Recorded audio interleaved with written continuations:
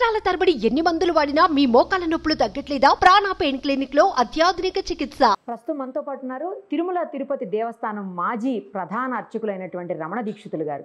ఒక్కసారి తిరుమల తిరుపతి లడ్డూ ప్రసాద వివాదంపై ఆయన ఏమంటారో ఆయన మాటల్లోనే విందాం. సార్ నమస్తే అండి.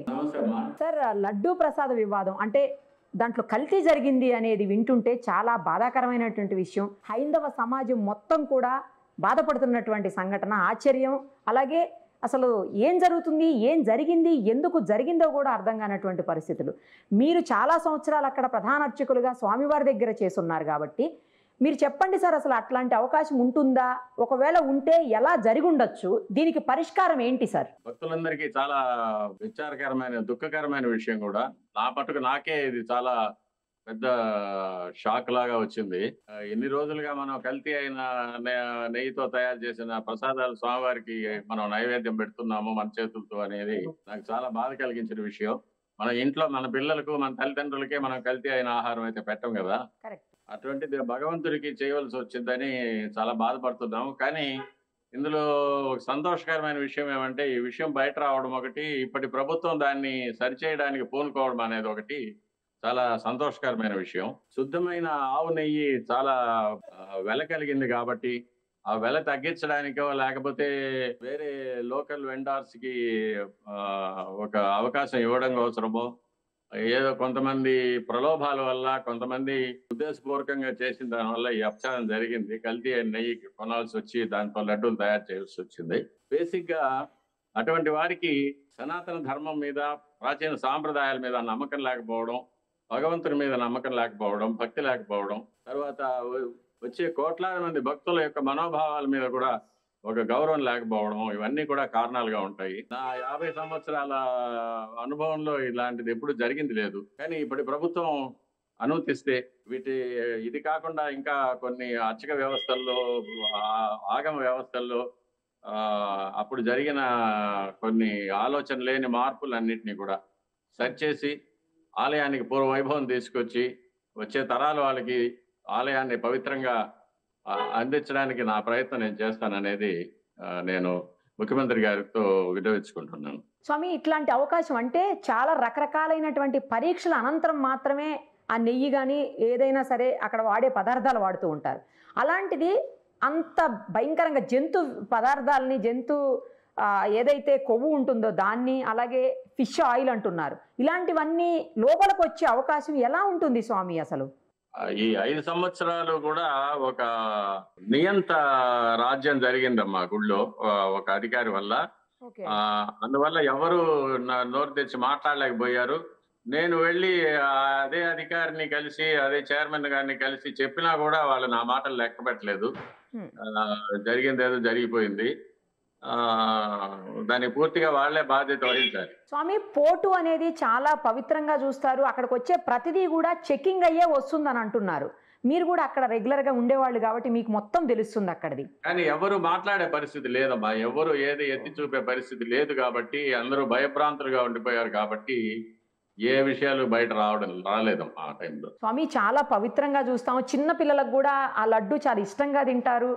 తర్వాత మొత్తం లడ్డు అంతా కూడా తినేస్తుంటారు పిల్లలు కూడాను. స్వామివారికి పెట్టడంతో పాటు చిన్న పిల్లలకు కూడా ఇప్పుడు రకరకాలైన, మనందరం కూడా పవిత్రంగా భావించేటువంటి లడ్డు, కొన్ని కోట్ల మంది అది.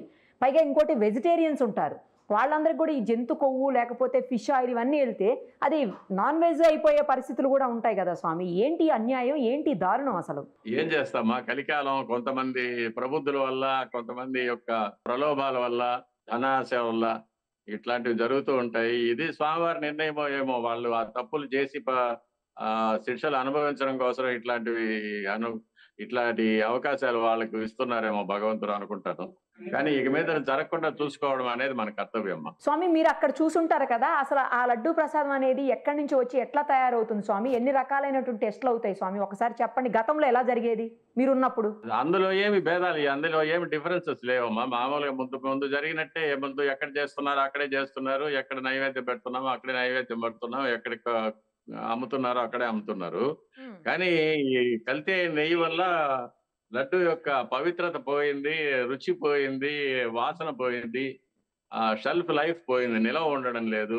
ఇవన్నీ లోపాలు జరగడం వల్ల ఇందులో ఏదో కల్తీ జరిగిందనే అనుమానం చాలా మందికి వచ్చింది. చాలా రోజులుగా ఇది జరుగుతూ ఉంది, కానీ ఇప్పుడు బయటపడింది. దీనికి పరిష్కారం ఏంటి ఒక్కసారి ఫైనల్ గా చెప్పండి స్వామి, పరిష్కార మార్గం ఏంటి దీనికి? ఆగమ శాస్త్రంలో చూసి ఆగమ పండితులతో మాట్లాడి దీనికి ఏదైనా శుద్ధి కార్యక్రమాలు ఏమైనా చేయాల్సి ఉంటే చేస్తాం.